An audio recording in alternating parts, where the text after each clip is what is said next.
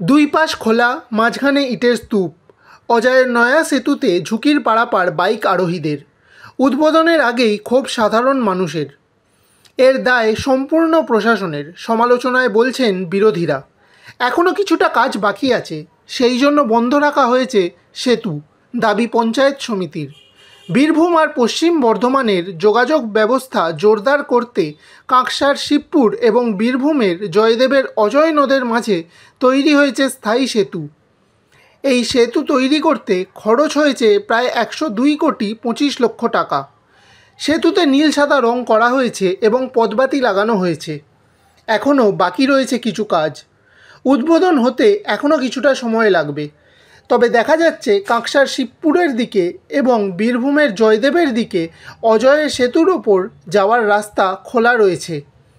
তাতেই সেই সেতু দিয়ে যাতায়াতের চেষ্টা করা হচ্ছে বাইক, স্কুটি এবং 4 চাকার গাড়ি নিয়ে। সেতুর মাঝে ভাঙা ইটের স্তূপ দিয়ে বন্ধ করে দেওয়া হয়েছে রাস্তা। তাতেই ঝুঁকি নিয়েই যাতায়াত করতে দেখা যাচ্ছে বাইক চালকদের। টোটো, অটো আর 4 চাকার চালকরা যাচ্ছেন ঘুরে ঘুরে। যাতায়াতকারী মানুষজনের অভিযোগ, সেতুর দুই পাশ খোলা অথচ মাঝপথ বন্ধ করা হয়েছে।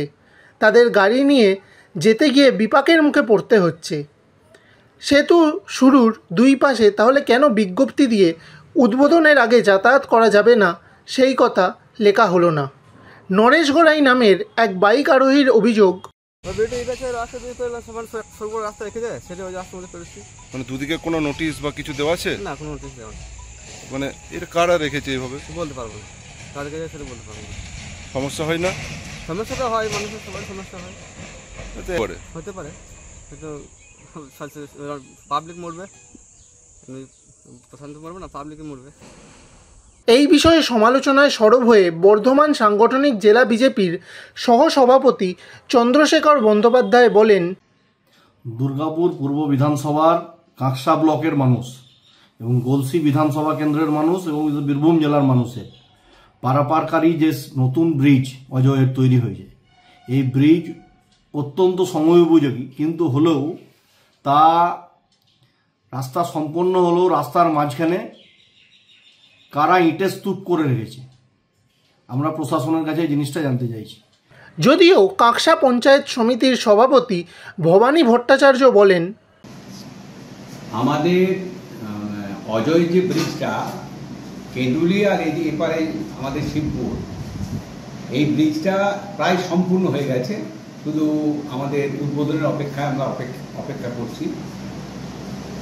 এই ব্রিজটা মানুষের স্বপ্ন বহুদিনের, স্বাধীনতার পর থেকেই মানুষ চেয়েছে এখানে এই ব্রিজটা যাতে তৈরি হয়। এর মধ্যে আমাদের মানবিক মুখ্যমন্ত্রী মাননীয় মমতা বন্দ্যোপাধ্যায় 4 বছর আগে, অনেক আগে ঘোষণা করেছিলেন এখানে এসে যে এই ব্রিজটা অজয় সেতুটা নির্মাণ শুরু হয়েছিল এবং 4 বছর বিভিন্ন কারণে, জমিজটের কারণে বন্ধ ছিল। বর্তমানে জমিজট কেটে গেছে, ইতিমধ্যে ব্রিজ তৈরি হয়ে গেছে। শুধু আমরা উন্মুক্ত করার অপেক্ষা এবং আমাদের মাননীয় মুখ্যমন্ত্রী তিনি উদ্বোধন করবেন সেরকমই আমাদের কাছে খবর আছে। Bureau report, ANM news.